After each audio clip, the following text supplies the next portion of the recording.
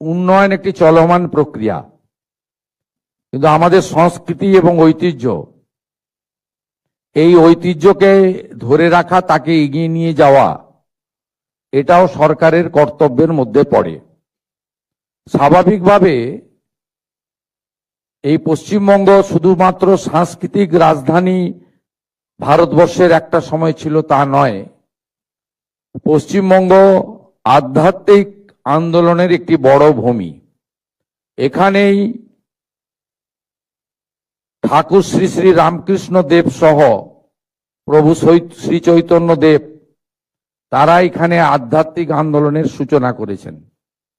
এই ভূমিতে স্বামী প্রণবানন্দ থেকে স্বামী বিবেকানন্দ, জগৎজননী মা শারদামণি থেকে রানী রাসমণি, এদের এই পুণ্যভূমি, এই ভূমিতে আমাদের ঐতিহ্য, সংস্কৃতি এবং আধ্যাত্মিকতার মেলবন্ধনের একটি অন্য বড় উৎসব হলো রথযাত্রা।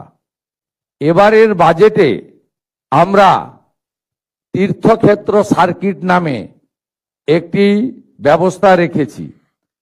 আমাদের ঐতিহ্যশালী মঠ মন্দির ইত্যাদি সংস্কার এবং মুর্শিদাবাদের কিরিটেশ্বরী সহ অনেকগুলি প্রাচীন মন্দির যার পুরনো ঐতিহ্য এবং ইতিহাস রয়েছে, তাদের পুনর্সংস্কার এবং হেরিটেজের আওতায় আনার ক্ষেত্রে আমরা উদ্যোগ গ্রহণ করেছি।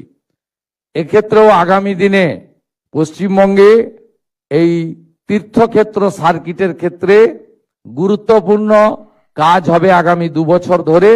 এর জন্য প্রাথমিকভাবে এই বর্ষে 1000 কোটি টাকা আমরা ধর্মীয় স্থানগুলিকে রক্ষণাবেক্ষণ, সংরক্ষণ, উন্নতি করার জন্য 1000 কোটি টাকা আমরা বরাদ্দ করেছি। আমরা রামকৃষ্ণ মঠ ও মিশন পরিচালিত বিভিন্ন বিদ্যালয়, বিশ্ববিদ্যালয়, কৃষি বিদ্যালয়, তাদের যে কিছু প্রস্তাব ছিল সেই প্রস্তাব আমরা গ্রহণ করেছি।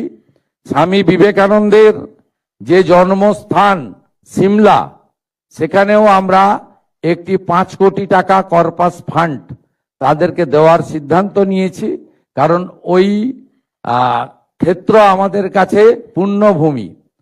সেই পুণ্যভূমিকে রক্ষণাবেক্ষণ করার ক্ষেত্রে তাদের সমস্যা হচ্ছে, সেক্ষেত্রেও সরকার কিছুটা এগিয়ে এসেছে। বলতে গেলে অনেক সময় লাগবে, আমি দীর্ঘ বক্তব্য রাখবো না।